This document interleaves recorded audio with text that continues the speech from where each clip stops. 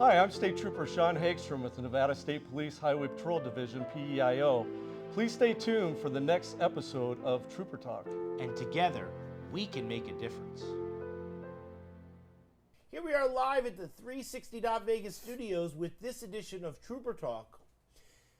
Trooper Hagstrom, Officer McClarty, and we have a special guest, Sandy from Stop DUI. I have a few things to throw always the curveball at both of you gentlemen, but we'll start with Sandy. You know what I mean? Sandy, it's wonderful to have you. My honor. Thank you. We always know that you do everything you can to always support the troopers. Always. And so you're always going to headquarters and doing special ceremonies, which we're going to get to some pictures and things like that. But you're very well respected and very well loved in the community here. And so what does it feel like to be able to know that you personally are one person, but that you are making this huge impact on the entire city? Well, I can tell you it's humbling, Neil. However, it's not just me. We have many people in our organization who have really dedicated so much time and effort to helping us save lives, and of course all of our law enforcement agencies and our wonderful troopers. They have been invested in this for many, many, many years, so I can't take the credit for anything that's been done. I've been allowed by Stop DUI to be the talking head. That's been my privilege. Yeah, and we talked before we went on the air, but I said I had some interesting news about the Sergeant Abate. So I have, since this tragedy happened, Sergeant Abate's mom has always communicated with me by text and all this type of stuff. And so she sent me the text about the continuance for this case of this person who's going to plead guilty, hopefully. Right? And so there's nothing we can do to bring back our troopers. But at least for the families, at least they know that this particular person has suffered in a sort of way or something, right? Well, we're hoping that we can keep and put him away for as long as possible. Every single person that we can get off that street, or every single person that is killed or injured, needs to be put away for as long as possible. That gives us one less drunk driver to worry about killing the rest of us. And so you get woken up in the middle of the night because of a tragedy that happens when a crash happens and someone drives wrong way, or they're drinking impaired. You know what I mean? Like, all these things are happening, and you have to wake up because part of your job is to go in front of the media and to see these horrific things that happen. Yeah, and it never ends. And we've talked about, partying responsibly and enjoying the evening out without driving impaired. Having a designated driver, or getting a taxi, or, it was all about planning. We've talked about that before. But let me throw some stats out since you said like wrong way drivers. The National the Transportation Association has put out that 386 people died nationwide for wrong way driving, but the only thing is over half of them are impaired, which is ridiculous. I mean, and we're seeing it here quite a bit. Like, we've already had 5 wrong way driver crashes, and that caused 10 of our fatalities just for NHP alone that we've had this year. Yeah. So it's just an ongoing problem, and we want to get that message out to for not driving impaired out here. Then after they're incarcerated, or sometimes not incarcerated, then they go over to you, and you follow the letter of the law, what they are supposed to do, and you, even though sometimes they have committed these horrific crimes, you have to look past that because part of your job is the rehabilitation and to get people on a positive path. And so sometimes it's very difficult, but it's what you do. Right. I mean, it's a difficult position that we're in because you see maybe a horrific crime or even just a petty crime that they do. You got to look past that to see what changes you can instill in somebody to where once they're off supervision, they can, make a change in themselves and never commit that same crime again or any crime, and then never be back on supervision. Because if somebody did, commit a DUI and then there's substantial bodily harm or even death involved in that, you want to be able to honestly look past that, but hopefully instill something in them that they're never going to be able to do that again. Yeah. And Neil, yeah. what I'd like to add too is our dedicated troopers, men and women out there, are actively 24/7 looking for impaired drivers. Just to give you another stat, I'm throwing out some stats this morning. Last year in 2023, just for Southern Command here for the Highway Patrol here in Las Vegas, we arrested 2,088 DUI drivers. So we're doing our part.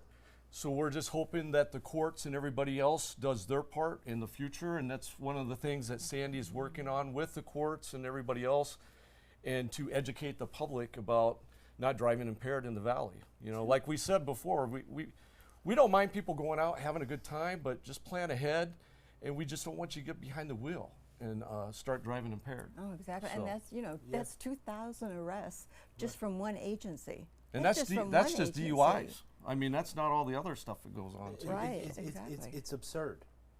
And so the thing is this.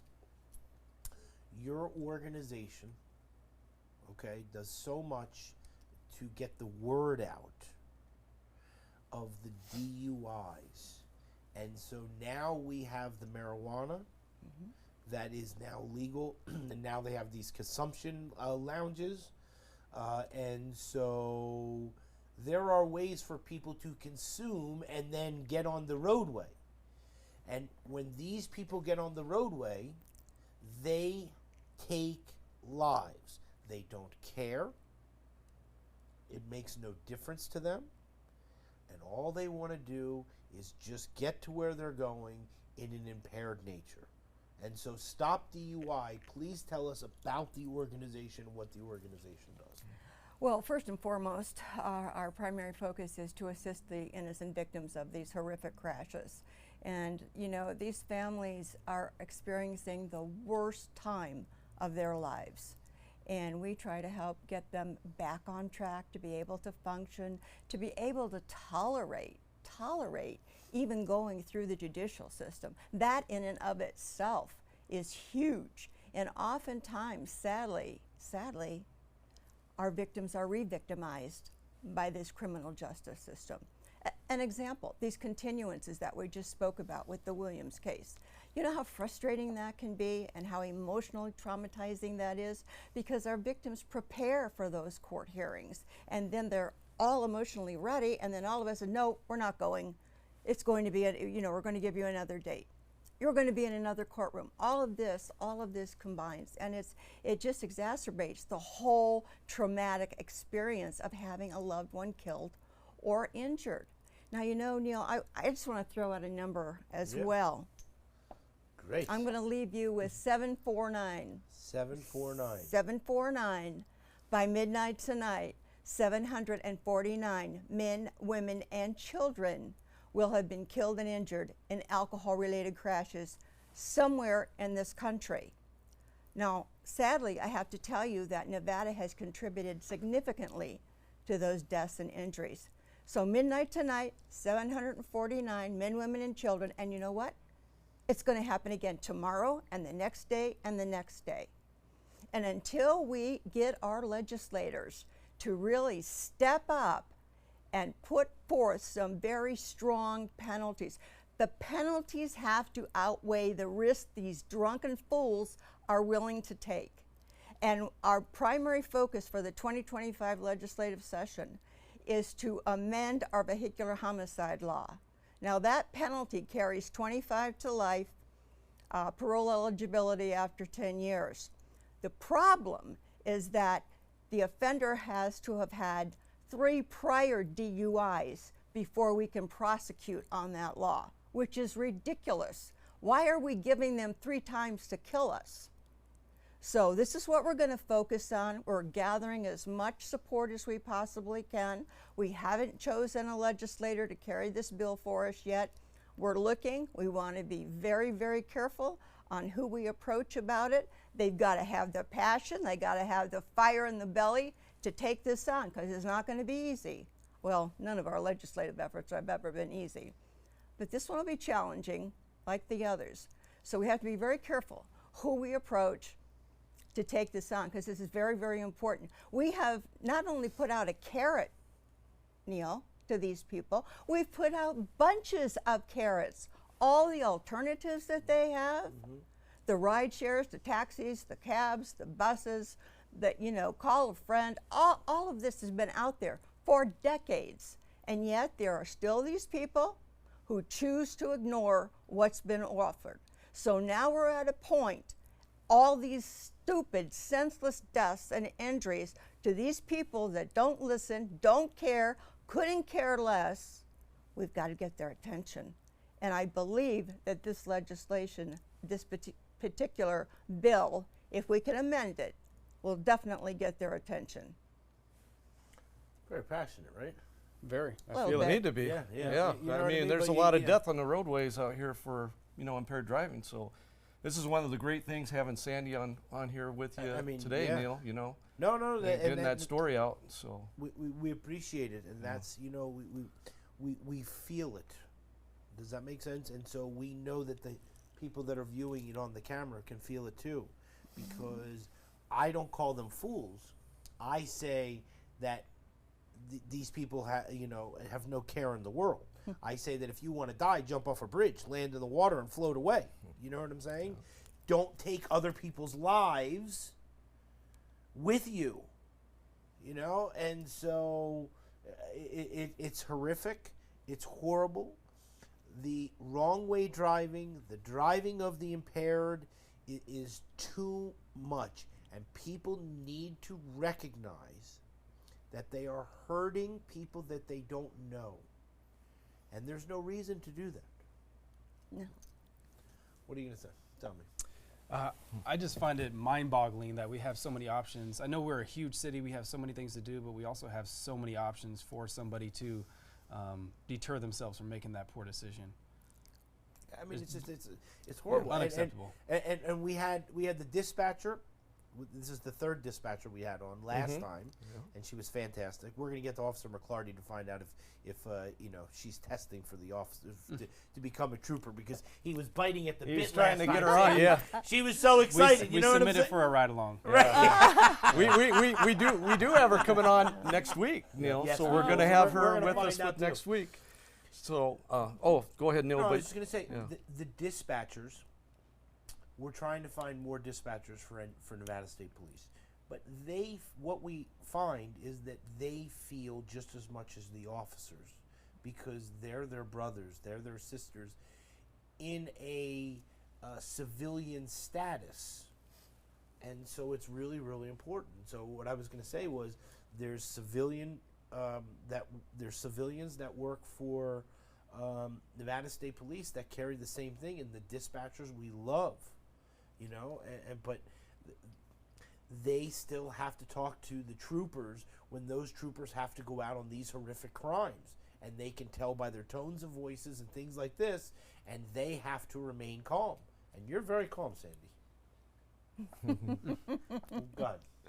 Oh no, I was just going to reiterate on, when a life is lost, it's a brother, it's a sister, and I know that we've talked about this numerous times, and we keep pounding it away with the public here, but it has to get out there, because that's somebody that's not at Thanksgiving or Christmas, somebody not enjoying their lives or being able to grow up, and it's taken by somebody's selfless act of going out there and thinking, oh, I'm gonna make it home. But we've already talked about the consequences. I mean, you look at $10,000 or $15,000 fine, being in the paper, your neighbors knowing about it, loss of work, higher insurance, everything. It goes on, and that's the way it should be if you're going to be out there driving impaired. But also, the courts need to get on board as far as, you know, for the convictions and for the Exactly. penalties. But Yeah. but I mean, I have to I can't speak for the courts. I mean, of course Yeah, of they course, gotta of course. work on that. But we have so much in this valley that it's a never-ending story on impaired driving. So this is one of the reasons on our talk show that we talk so much about impaired driving, or have people, other troopers in here that are experts and go out to get this, because it is a major problem in our valley right now. So Yeah. And the Always has devastation, been. the devastation to the families is truly immeasurable. I mean, you know, for example, you see on the news, you see a quick blurb about, you know, another person was killed or another person was injured.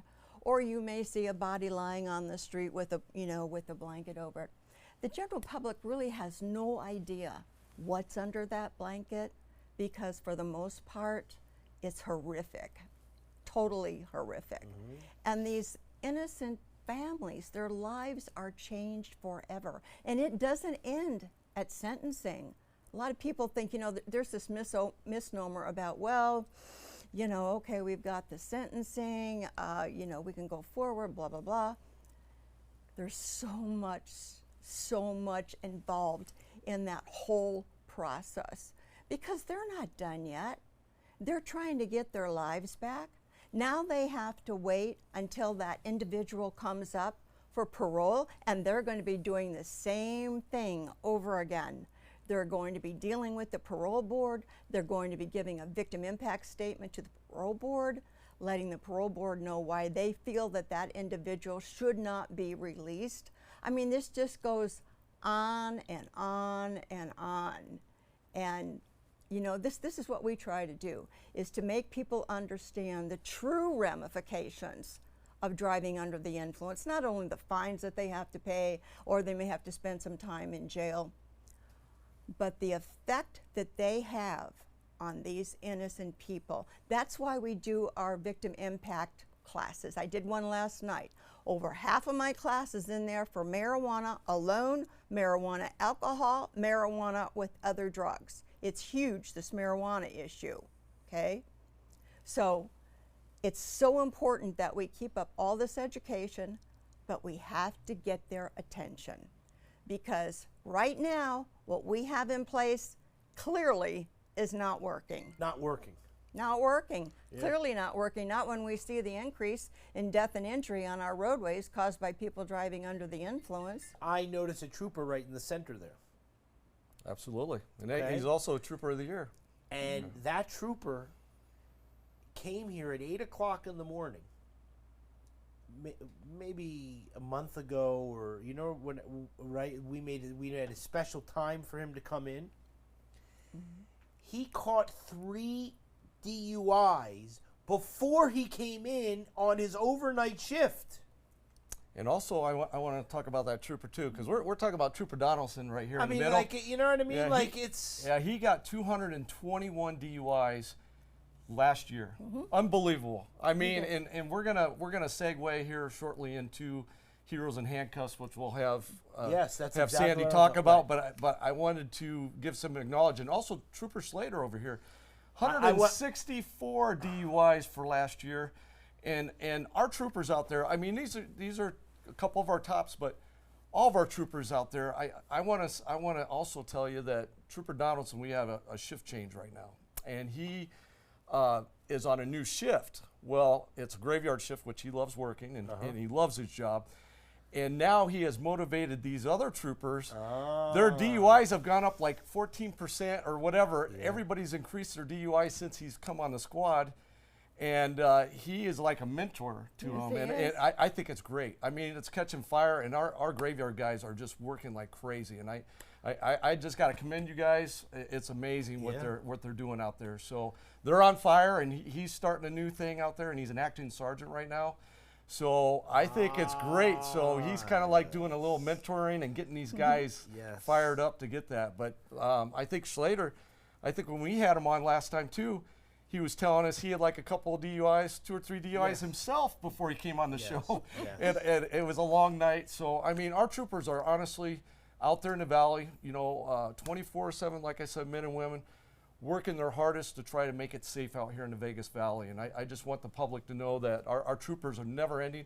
You know, we might not have as many people out there, but they are always actively working in everybody's benefit. Absolutely. Yeah. And he was a legend. I told you He'd love to hear the that lady, from you. The lady came. The lady came in to the store, and her daughter was the assistant chief in Washington where he used to work, and she watches Trooper Talk, and she told her daughter, and her daughter said, "Well, he's a legend here." Like, you know what I mean? And so, like, we love all troopers, and we know that they put their heart, their soul, they put everything they have into doing the best job they can, and that's why we need more. Now, Officer McClarty, no matter what time of the day, Saturday, Sunday, Tuesday, it makes no difference. He will help you. He has over 50. Is the count gone up? I think it's 51. 51. Yeah, we're going up. Listen, We're moving up a Sandy, little bit. Yeah. 51 people are part of his recruitment class that he is training, that he is making sure that their push-ups and the sit-ups and the running and all this, you know, and so how do we get more troopers?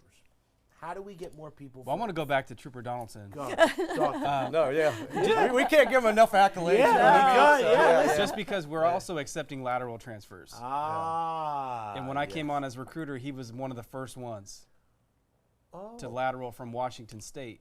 Oh, so tell us. I Right. want to know all about this. So his I mean, what passion, you can say. his passion is traffic. And look at him now. Yeah. Right. So it's always, if you're coming from a different agency, maybe you like where you're at, but maybe there's a better fit for you. And I think what he's found is his perfect fit, his niche. Because look at him now. Officer, And he's Trooper having of the Year, fun. right? He's having fun doing it too. Yeah. Just Yeah. like, yeah. Never in a bad mood. Mm-hmm. You know, great opportunity for him to, work for us, and we're lucky to have him. So explain to me, what is a lateral move? Because sometimes there could be spouses that people have conversations and they go, we're thinking of moving or whatever. So maybe the one person is working while they're watching the TV or whatever, right? So explain to us what a lateral move is, and can anybody do it? So anybody can.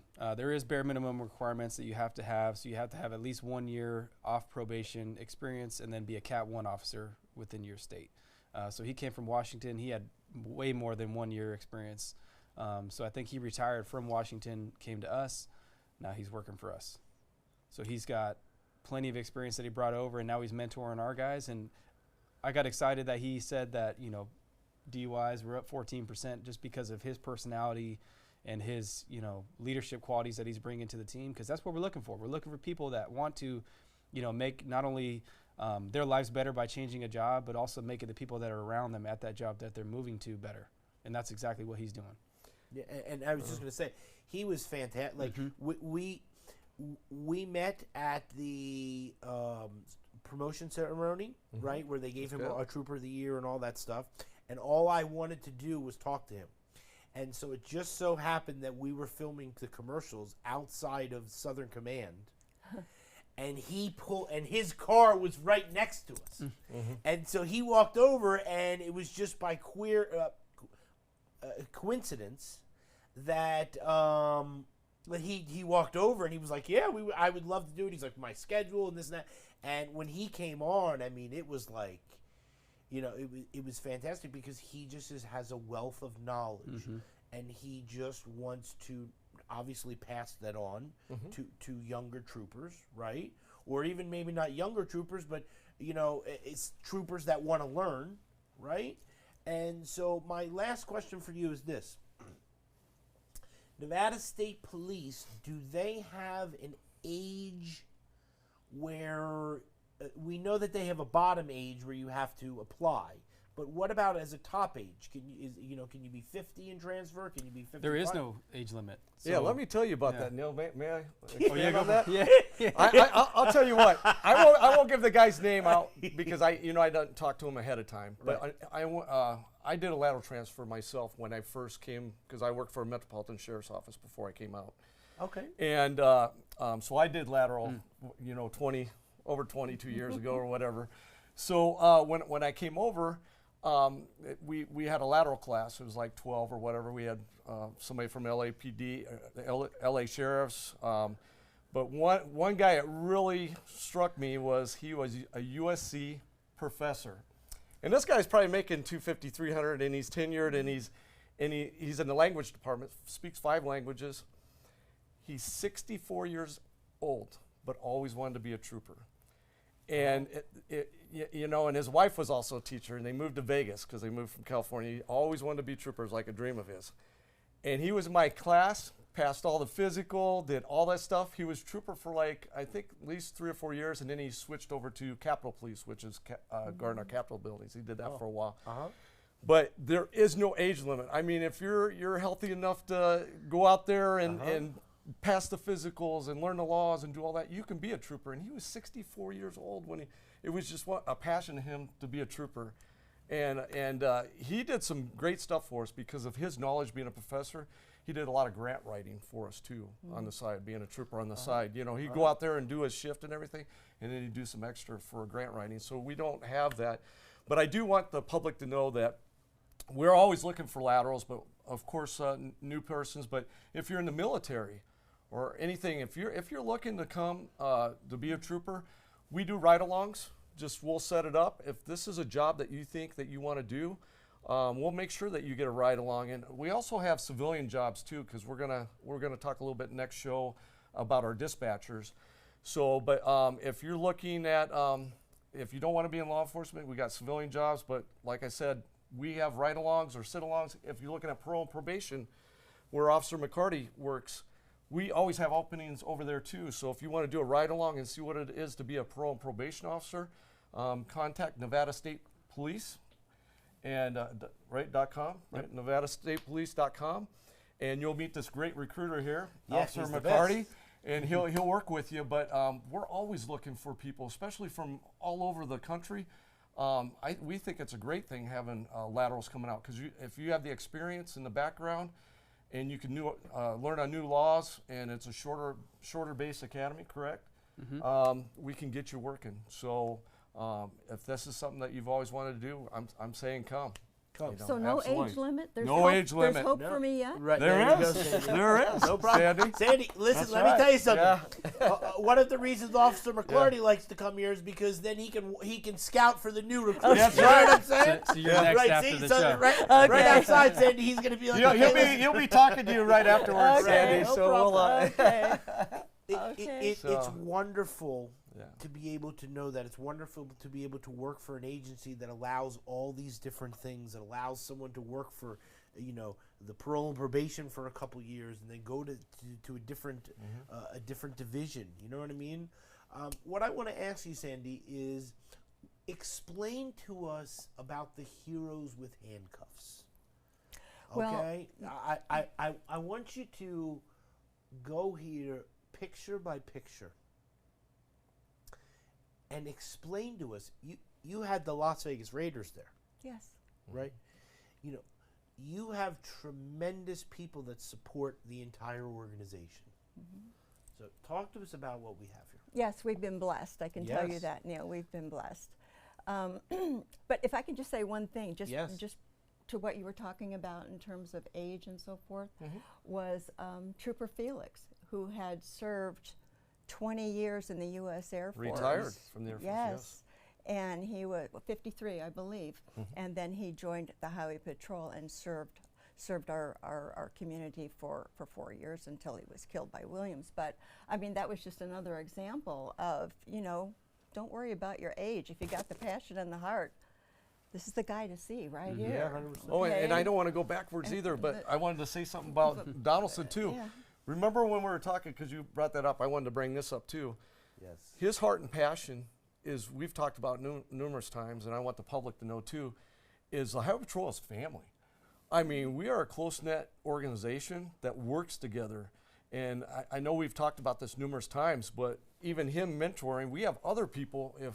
If you need help as a trooper or whatever, our guys are willing to step up and help you with whatever you do. And that's what keeps all these guys coming around or staying, is because we're like family. And that's, I just wanted to bring that up before Yeah. we started the Heroes of No, Handcuffs. it's Because very- we put these ceremonies on and we all get together and we enjoy this, and we're one big team working together. Yeah. So Yeah. I'll let her talk. I'm Yeah, sorry, no, Sam. it broke my heart that it wasn't done. Okay, Yeah. just Yeah. one thing. I just want to preface this, and I don't know whether you're aware of this or not, Tell me. Neil. And I'm going to date myself by sharing this with you. You better be careful. Don't worry, there's no age limit, Sandy. You know what I'm saying? Right, that's right. Well, you know what? We started this movement in 1982, and it was at the time, the Nevada Highway Patrol was the first police agency that truly got involved. I mean, they were just absolutely dedicated and hell-bent on making sure that our roadways were kept as safe as possible. But it was the Highway Patrol was the first police agency to really get behind it and take some action and support what we were trying to accomplish. Heroes in Handcuffs. Yes. This is a ceremony. This is the biggest event that we put on throughout. We put on several events, but this is our biggest one throughout the year. And it gives us an opportunity to honor police officers who have made the most DUI arrests in the previous year. Those who have gone above and beyond, and we're able to let them know how much they're appreciated and honor them in that way. At the same time, because this is done during National Crime Victims' Rights Week, we want to honor victim families. So I was thinking, how can we bring these two together? And we thought about the handcuffs. Now, we have always provided Stop DUI engraved handcuffs to officers who are doing a great job out there. They're engraved on one side, Stop DUI. So we thought, wait a minute, how about if we have a victim's name engraved on the other side of that handcuff and have the victim's family present that to an officer? There we have it, the marriage, the perfect combination. And that's how it all came together. And our very first Heroes in Handcuffs was held at the Highway Patrol. And when we did this one, again, the room was packed. Would you say packed? It was beyond packed. I mean, they went out to the hallways. That's how packed it was. Yeah, Well over so 100 people. people have come out and supported us, and look at our wonderful honor guard there, and John Chasen, Chaplain Chasen, he's actually the victim advocate for DUI victims in the district attorney's office, but he's also a chaplain and gives just really inspiring and hopeful words for us to take with us. And then, of course, here's Sandy Biami. Her 17-year-old son, Tony, he was coming home from a football game. See, all of these things, all of these senseless deaths and injuries, it's all typical of what we do every day. Tony coming home from a football game, okay? People going shopping, going to see a movie, coming home from dinner, going out to their child's sporting event. All of these things, very typical. And in an instant, their lives are turned upside down, and in many cases destroyed. So that was Sandy, and then we have Joan Eddowes down here, and of course over here we have Arlene Felix and with Trooper Slater, and you can see her son Aries is giving the handcuffs, his father's handcuffs, and that's what little Vince was doing over here too. Vince was giving his dad's handcuffs to.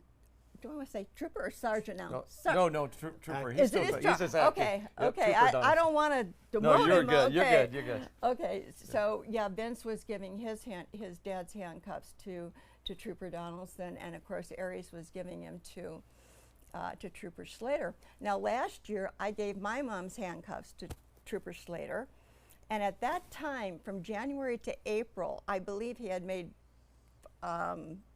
Not for the previous year, but just up until the time we did the event. He had 42 or 44 arrests that he had made. And he said, you know what, Sandy, I'm going to make your mom proud. And by gosh, he did. That very night, he got 2.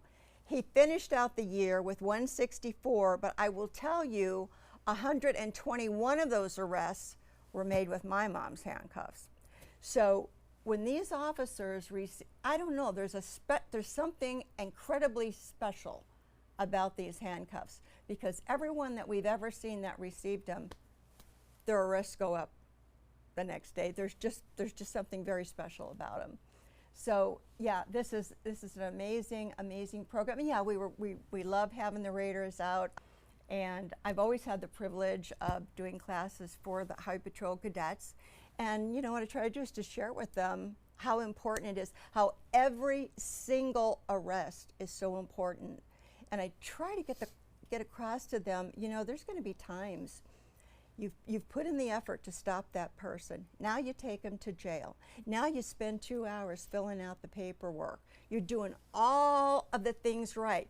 Your I's are dotted, your T's are crossed, and what happens? You get a notice, and well, this is reduced to a reckless. Frustrating. That is so frustrating and so aggravating. And you know, your mind starts to say, well, you know, what am I doing? Is it, you know, try to get across to them, look, every hour that you get that person off the road is incredible. That's one less we have to worry about. Don't let all this other stuff bog you down and stop your energy level and your passion for saving lives. And they've been amazing. They have been truly, truly amazing. And I just have the greatest respect and honor for our troopers and for all of our law enforcement officers out there that, you know, that really do care and really do make an effort. And they go, I'm going to tell this quick story. You're good. They go, I'm sorry. You're I'm good. not hogging the whole show. No, we love it. Because you're the star. No, I'm not. Yeah. But I want to tell you, I want to give you an example of, and I could tell you hundreds of stories about how these troopers go above and beyond what they've ever signed up for. We had a 6-year-old child who was killed a number of years ago, and it was a Highway Patrol case, and the trooper was Trooper Mercer. He and I met with the family. We found out exactly what their immediate needs were. We found out this little Dirk, 6 years old, his biggest joy was wearing his Cub Scout uniform. No special meeting, nothing. He just wanted to wear that Cub Scout uniform all the time because he wanted to be a soldier. Well, we went through the whole process. Comes time for the service. We're down at Palm on Main Street. I'm down at the casket with the mom and dad, with Bill and Vicki. Casket doesn't have to be very big, Neil, for a 6-year-old, right? And here's the little guy, of course. He's in his Cub Scout uniform. And we're talking, and out of the corner of my eye, I can see movement coming down the aisleway, and here it is, Trooper Mercer. And I'm like, I didn't know he was going to be there for that, but he had his hands were like this. He was carrying something in his hands, okay? And he got down to us, and he says to Bill and Vicki, he said, I know how much Dirk wanted to be a soldier. He said, would you allow me to put this on him? And he opens his hands, and he had the gold braid that he wore on his uniform when he served in Desert Storm. They were overwhelmed, as you can imagine.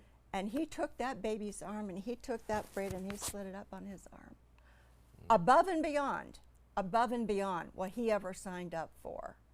And you know, we don't hear enough about the good things that these officers do. We hear it big time when there's one that shouldn't carry a badge or a gun, granted. Oh, and what percentage is that compared to the thousands that are out there risking their lives for us every day and doing these incredible, amazing things for our victim families? That's the other thing. These troopers, they have such compassion. We have never been denied an opportunity to meet with a trooper who was on scene just to talk to the victim's family. That means so much to them, just to help them have a better understanding of what took place. So I love them all. I Yeah. love them all. No, and I feel the same. And you know, the best part about it is that even though each person that works for Nevada State Police has their own separate lives and things like that, they're one family. And that family is from the leadership Yes. that comes down and that filters down, and it doesn't make a difference because the leadership is always there, whether you're a trooper, whether you're for parole and probation, you know, and so it's really important. And so when we talk about Officer McClarty, the fact of a civilian who doesn't even work for specifically your agency feels this and has so many facts to back up why she feels this way, it makes you feel good to work for the agency. It really does, and actually, like she said, it motivates these troopers when they have those handcuffs. Like hearing these stories knows that you're doing the right thing. Yeah, Makes you it's feel good. like, right? I mean, it would make you feel like, you know, you want to always excel to do the best that you Right. can, and that's why you doing everything that you do when it comes to the recruiting, because you only want the best person, and so it's very important, right? Very important. We want people like Donaldson, Schlater, because I guarantee you, Schlater's looking at Donaldson and like, oh, you one up me, huh? I'm coming for you. That's a big right? competition. Now. So Yeah. so now like that breeds competition, and what that does is now is deterring crimes, and all that energy is going to expand, and it's going to go to the other people that they interact with. Because I know Schlater comes over to the academy, and I see him all the time teaching classes. And when I started here, I wasn't more of a outgoing and teaching classes, but now I love doing it. And the reason why I like doing it is because one, I get to know people when I'm teaching a class, and then two, it makes me better as a person because I'm starting to learn material and things like that. But also, it's motivating people to do more than just be, the bare minimum, because we don't want that. We want Yeah. people to excel. You want people that are going to do outside the norm, like that trooper he was speaking about that came from teaching and now he's doing grant writing. And what does that do? It makes our agency way better. Is when we find something that we like to do, and we can contribute in different ways. It's a great opportunity for you to do a lot of stuff with us. And then me, I snuck up. I'm on there somewhere, and I'm in the honor guard, and it's a passion that you have to do extra stuff, right? Like Did you see him in we- there? He's the 2nd I'm one hiding from the in there. right. Up there? Look at him, all Yeah. fancy, looking at. Yeah. But it's dressed up. just I didn't know it's you just were in that the drive honor to do guard. better and be involved with everything that you can, because like you said, it's a family, and I get to meet more troopers now because I'm involved in that, because I'm the only parole and probation officer up there at that moment. Yeah, So that's now I very get to true. be more involved with everybody. I get to see these events and see why we're doing the jobs that we do, because this is the families and the people that we want to impact and And create that helps him camaraderie. out with his recruiting too, because once he intermingles with the highway patrol and he's able to talk to everybody and do these classes, Yeah. he gets to know these persons out there that he actually will either work with or inadvertently work with on the highway patrol side. So he gets the best of both worlds. Yeah. So if somebody's ever wanting to know even the highway patrol side, even though he doesn't work it, he knows it. And that's part of his job being a recruiter. He can tell you all the ins and outs of it. So that just makes him a better person in everything he does. Right. Yeah. And this whole ceremony, Yes. I mean, under the direction of Major Kevin Honey, and this guy right here, poor thing had to be stuck with me for 3 months. Oh, that was great. That was good. He That was comes out great. of retirement. He'd never been a PIO before. I think you must have did something to the major to Uh, he says, but- anyway, he was assigned to me to, first of all, to do our Super Bowl press conference, and then, of course, this. But had it not been for Major Honey and Sean, this probably would not have taken place. Yeah, and Honey's been a staunch supporter from the very beginning. Yeah, He is yeah. great. I mean, you know how Major Yeah. Honey is, and when we talk about family and somebody that takes care, I just told him the other day, I don't even think he lives at his house because, no, he's always at the office. I mean, know, even late I at night. I know. And I mean, this guy gets probably hundreds of emails every day, and he makes sure that he answers everything. He attends every function that we have. He speaks at every function almost. Yes, he does. This guy is like above and beyond. And I asked Kevin, what are you doing? You're going to kill yourself doing it. And he goes, but I love my job. loves it. He lives for it. I mean, he's hardly at home with his family, but he's always at the office. But Kevin goes way above and beyond. I mean, I've never seen a administrative trooper that has done so much work that he has done for the Highway Patrol. It's amazing. Right. So Yeah, I have nothing but accolades to give We him. we every time that we've always tried, we come there to film. Mm-hmm. You know what I mean? He's always, right there on the thing, and we can talk to him. You know what I mean? And so Makes himself accessible to everybody. everyone. Just because he has a rank, he's like That everybody doesn't- else. Right. It doesn't Oh, matter. He is absolutely. like another person that you can just talk to, and I think a lot of our troopers love that because he's very personable, and if you ask him to do something or help out or whatever, he's there for you. That's And right. that's part of being our organization as a family that we talked about. That's the kind of things that we want to push on to others in our agency, because we love everybody that we work with and we want to help them out. We want them to succeed. We want them to get the proper training. Sometimes some troopers, they might not want to do DUI, but the thing is, they excel in other things like highway drug interdiction, getting the drugs off before right. that. You know what I That's mean? right. So everybody has their niche and everything they want. We have some guys that focus mostly on traffic, and they just go out there and do all the traffic. So when you come to this agency, you just got to kind of find your niche where you fit. And it doesn't mean that they won't do the DUIs. You know what I mean? These guys are going above and beyond. I'm telling Yeah. you, they're out there. If I tell you what, great. they are honestly making our valley much safer. And all that inspiration comes from the leadership. Absolutely, Right. it You kind of know? trickles No, down that's from there. It's You the best, know? and I talk about it when we talk about the recruitment. You know what I mean, and all that. Like I think it's the most wonderful thing. Because I know a lot of the other agencies, and it's totally in a different way, and so it's really important to be able to have that leadership from the top. And we've had the leadership from the parole and probation come here.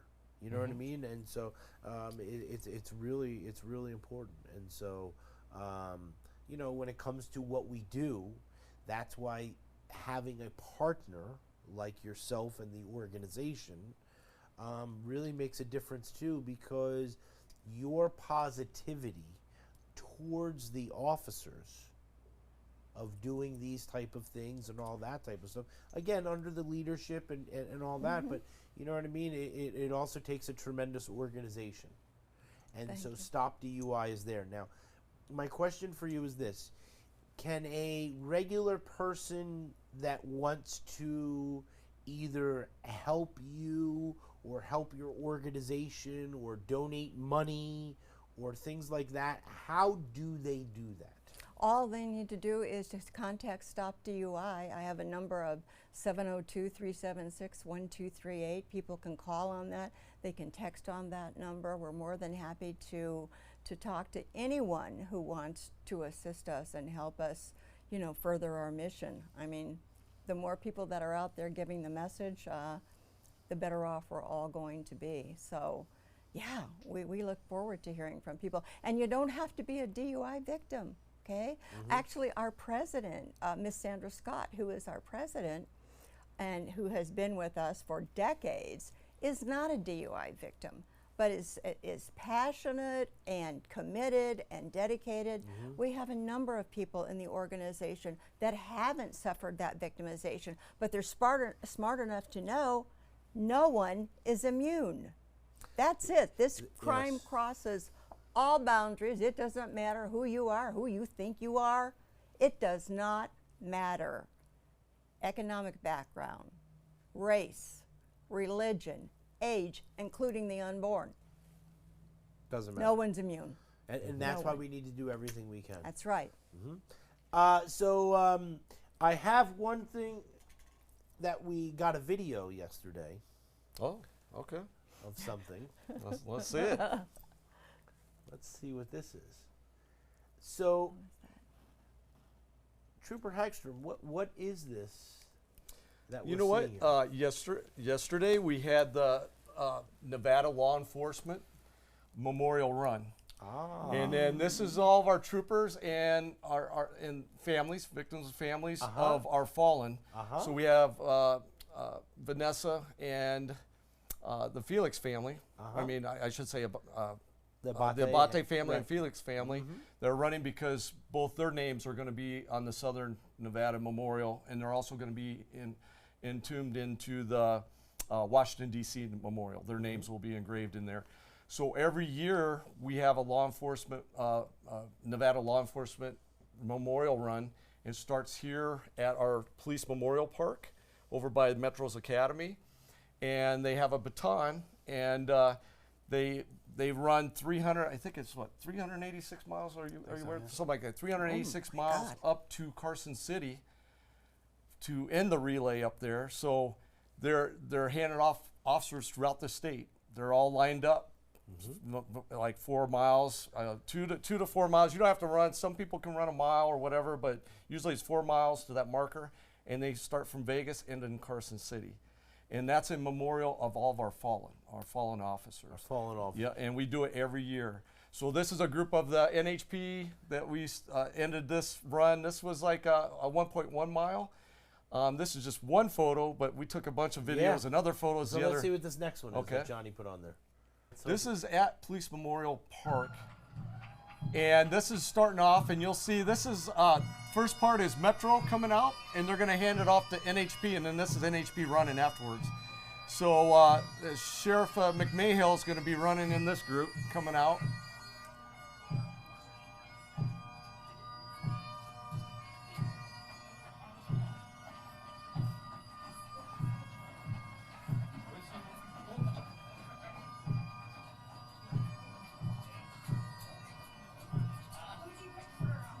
And these are all officers and family members. You know, some of the fallen family members will, and some of their family, other members of the family can run with this. And you know, you have retired officers. We have the officers on duty that want to run this.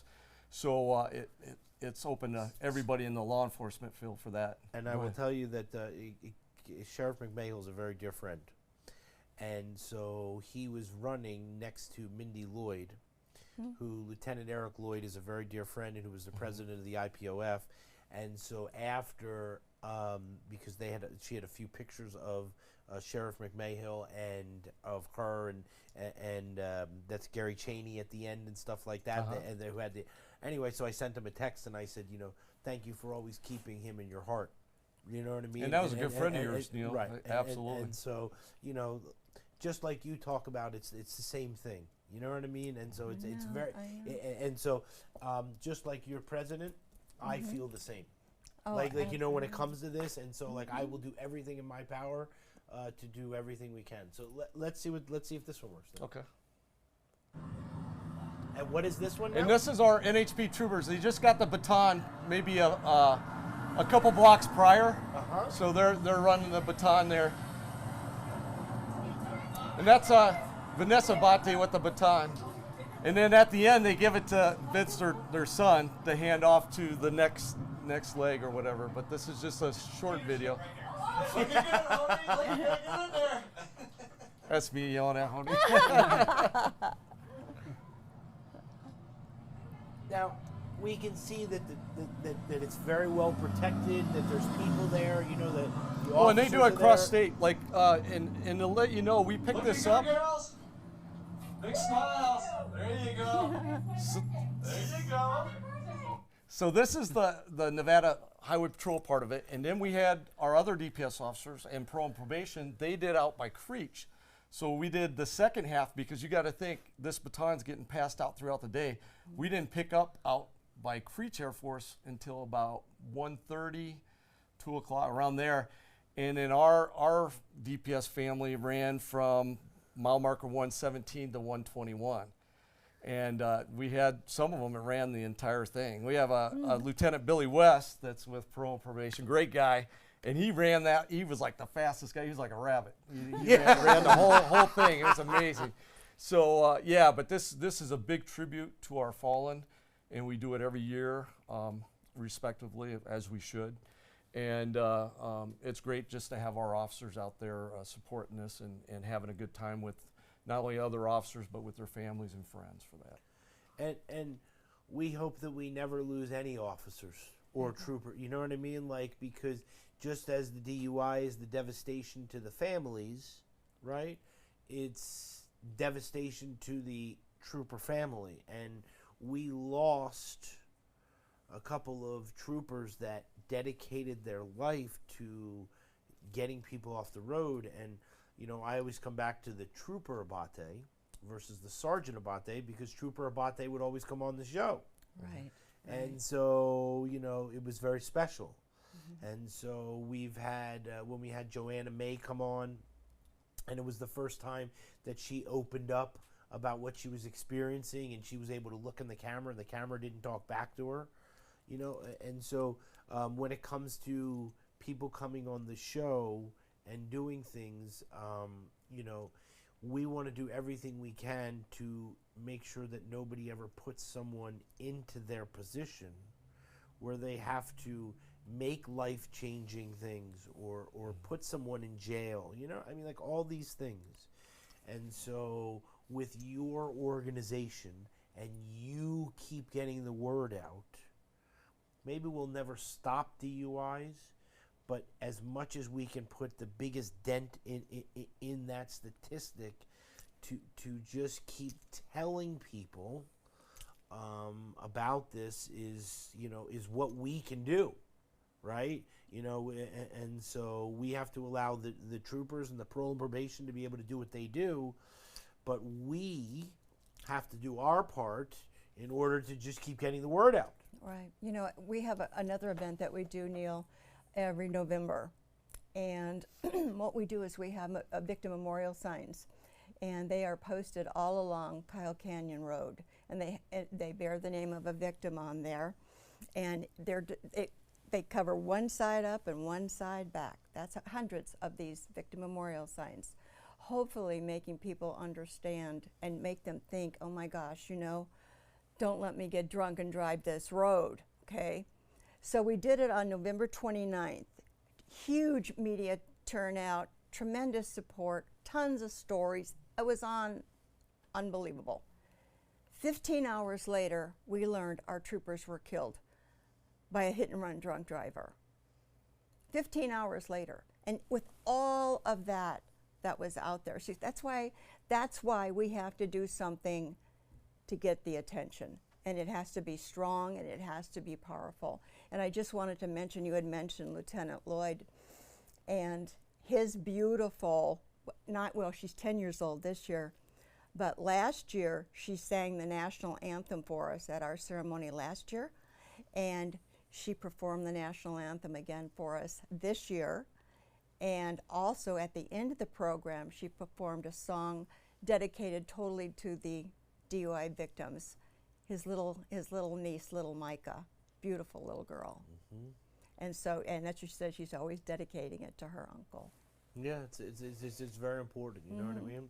And those signs were the first in the nation, right? The Can only you just ones. see? Yeah. That's something that she Yeah. came up with Yeah. for what Well, the state has done for. Yeah, the memorial signs, there's nothing like it anywhere else in the country. And in researching to see if anything was else done in the country, many of these states, if a victim wants to have a sign put up, it costs them between $500 and $600. This costs our victims nothing. We take care of that. Okay, we take care of that. Also, State Route 157 is the only state route in the entire country dedicated to the memory of DUI victims. And those signs stay up 24/7. Those remain. There's one as you go up, and you see one as you come back just past the Metro substation there. So yeah, we try to get that message out. We got to get the message out, Sandy. You know what I'm saying? And not only get the message out, but it has to resonate. Yeah, well, I'm not disagreeing with you, and that's why we keep doing the Trooper Talk, and that's why we keep, you know what I mean? Yeah. Every week we keep putting it on Channel 13, Right. And you know what I mean, and all that stuff, and so we hope that, you know, it resonates with one person, that they'll stop doing this. One person can One make person. a huge difference. I agree 100%. You know, so yeah, we have to keep at it, and you know, we've accomplished a lot. You can't rest on your laurels. All these things that we've done, the laws that we've improved, victims' rights that we've improved, that's great. It's wonderful. Means nothing Nothing. It's no consolation to those who are still being killed and injured. It means nothing to those families. Every time we hear of one of these horrific situations, social media is flooded with people are outraged. Oh, they're outraged, they're angry, they're, this. You know what? You got to take that outrage, you got to take that anger, and you have to put it in action. You have to do something about it. Don't just sit there and say how mad you are or how disgusting this situation is. Get a hold of your legislator and let him or her know, hey, we want those laws toughened up. We want something done. We're sick of having our loved ones splattered all over the roadway. Sorry, I get so aggravated at this because it's so senseless. Somebody needs to think of their loved ones being splattered on the roadways, Sandy. No, I'm telling you that somebody needs to think about that so that they don't do what they do. Right. It's horrific, and no one wants to think about that, but we have to in order to stop this. You know what I mean? Absolutely. Officer McClarty, tell us what to do for recruiting. Where do you Get go? out there. Where do you go Where do you to go? get people so that we need more people out there patrolling these roads? Well, the easiest place to go to is NevadaStatePolice.com. And they talk to you. Boom. Yeah, they talk to me. So there is an option on that website to where you can directly just talk to a recruiter. Even if you just want to put an inquiry in there to, just get an idea to bounce off, me or the other recruiter up north of, is this the right fit for me as a career? Because it's a big plunge. It's a big plunge in, changing maybe what you're doing prior. Like I said before, I've worked at the hotels for, 6.5 years while I was going to UNLV. And then I finally was like, hey, you know what? I need something that's more And you are a Marine. in line with, being in the Marine Corps or the camaraderie of being in the military. Because I wasn't finding that at the hotel. So I have a lot of great friends there, but it just wasn't the same. Because you have a little bit more meaning with a job like what we have, a career that we have. It's not just a job. Our positions are out in the public. We are impacting, yourself, you in a way to where now you're impacting people in a positive way as well. So that's something that drives me. And if people are looking for that, we're the place to be. NevadaStatePolice.com. NevadaStatePolice.com. And I love it that they can talk directly to you. You know what I'm saying? Go ahead. Hey, weather's getting warmer out. People are going to be more traveling around everywhere. So make sure that you your tires are inflated. You got a spare. Have water with you. Enjoy the weekend that's coming up. We just want you to be safe. Buckle up. Be mindful to others. Slow it down. Like we've talked in the past, going a little bit faster doesn't really get you there faster. You might save a minute or something, but it's not worth the lives of others. So just be mindful to others and don't drive impaired. If you feel that you had a few drinks or something else, make another choice. Make the right choice. Okay. Right. So, and I'll leave it to you, Neil. There. Sandy, what do you have to say for the end? Well, first of all, Quickly, Sandy. thank you for having us. Yeah. Yep. Thank you for having us. We love you. We totally have the most respect for you and the agency and Absolutely. for Thank you. what you do. And Thank you you. know what I mean? Like, all we can say is that keep doing what you're doing. You know what I mean? You're making a because I can difference. tell you that your number, what was it, 479? 749. 749. Here's what I can tell you. There's a reason that it's not 750, and that's because of what you did today. Okay? And so when you did what you did, when you came out for this event, and you had a room full of people that were glued upon what it is that you do, you stopped one person. Because I'll guarantee you, out of that room of people, they left there and they talked about you. And so just keep doing what you're doing. Okay? Thank you, Neil. God bless you for all that you've done to support you. our troopers and everything you've done to help us save lives. We gotta Thank do- you for the privilege of, Yeah, of course. of being on your show. Well, now you got to come back more, okay? That's right. We'll get her All right. back on. Now So- turn towards this camera, Sandy, and make sure you give everybody a big wave, okay? Stop DUI, right, Sandy? That's right. You got it.